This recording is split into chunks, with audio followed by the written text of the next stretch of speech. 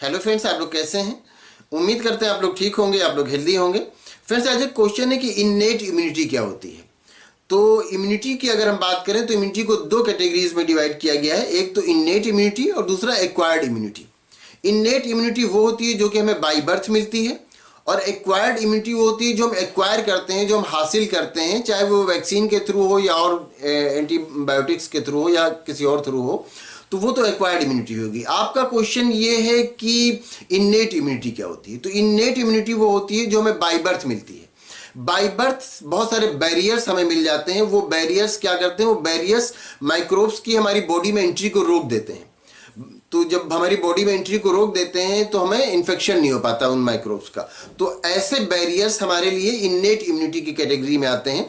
तो innate immunity वो होती है जो हमें बाई बर्थ मिलती है, और उसमें बहुत सारे बैरियर्स हमें मिल जाते हैं जो कि माइक्रोब्स के इन्फेक्शन से हमें बचा लेते हैं। अब इन बैरियर्स की अगर हम बात करें तो ये बैरियर्स 4 टाइप के हुए। एक तो ये बैरियर हुआ फिजिकल बैरियर। फिजिकल बैरियर का मतलब ये कि जैसे हमारी स्किन है, ये हमारे लिए फिजिकल बैरियर है। अब ये बहुत सारे माइक्रोब्स की एंट्री को हमें बचाता है। बहुत सारे माइक्रोब्स हैं जो हमारी स्किन की वजह से हमारी बॉडी के अंदर नहीं जा पाते। तो ये जो स्किन है ये हमारे लिए फिजिकल बैरियर का काम करती है। या हमारी बॉडी के बहुत सारे पार्ट्स हैं, बहुत सारे ऑर्गन्स हैं जहां से म्यूकस का सिक्रीशन होता है। अब ये म्यूकस का सिक्रीशन होता है तो ये म्यूकस भी क्या करता है? जो माइक्रोब्स की एंट्री को रोक देता है, माइक्रोब्स के ग्रोथ को रोक देता है, उनको किल कर देता है।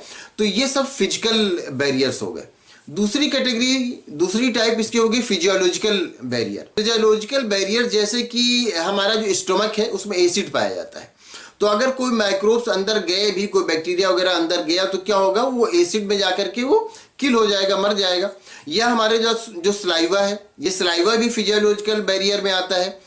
या फिर अगर इसके अलावा बात करें, हमारी आंखें हैं, उनसे जो टीयर्स निकलते हैं, हमारी आंखें वेट रहती हैं, नम रहती हैं, उससे भी माइक्रोब्स अंदर नहीं जा पाते। तो ये सब फिजियोलॉजिकल बैरियर्स में से आ गए। एक तो फिजिकल बैरियर जैसे हमने स्किन की बात की थी, दूसरा फिजियोलॉजिकल बैरियर जो हमने कहा स्टोमक में एसिड होता है या सलाइवा या टीयर्स, ये सब फिजियोलॉजिकल बैरियर्स में से आ गए। तीसरी कैटेगरी क्या होगी? Cellular barrier. जो सेलुलर बैरियर है उसमें तो व्हाइट ब्लड सेल्स, जिस तरह से हम जानते हैं व्हाइट ब्लड सेल्स तो नेचुरल किलर होते हैं। वो जो भी माइक्रोब्स अटैक करते हैं, माइक्रोब्स हमारी बॉडी में आते हैं तो उनसे वो फाइट करते हैं और उनको किल करते हैं।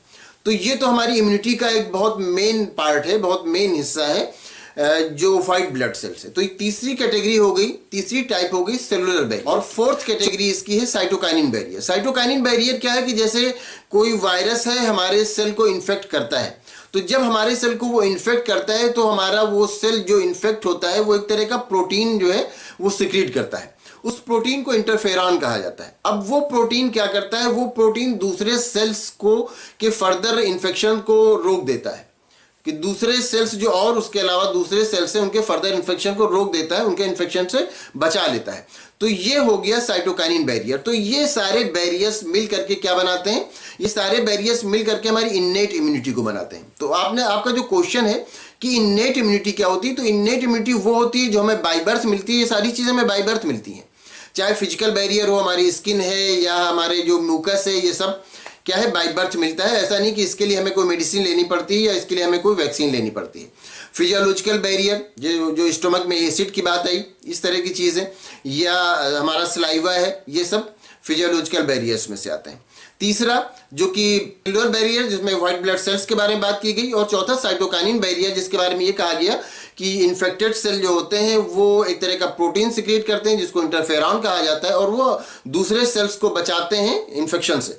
तो ये सारे बैरियर्स इननेट इम्यूनिटी के पार्ट होते हैं, इननेट इम्यूनिटी का हिस्सा होते हैं। तो इननेट इम्यूनिटी वो है जो कि हमें बाई बर्थ मिलती है, और एक्वायर्ड इम्यूनिटी वो होती है जो कि हम बाद में हासिल करते हैं मेडिसिन के थ्रू या वैक्सीन के थ्रू या एंटीबायोटिक के थ्रू। तो वो एक्वायर्ड इम्यूनिटी होता है। तो उम्मीद करते हैं आप अच्छी तरह से समझ गए होंगे कि इननेट इम्यूनिटी क्या होती है। अगर इसमें किसी तरह का कोई कंफ्यूजन है या कोई और क्वेश्चन है तो आप पूछ सकते हैं। Thank you.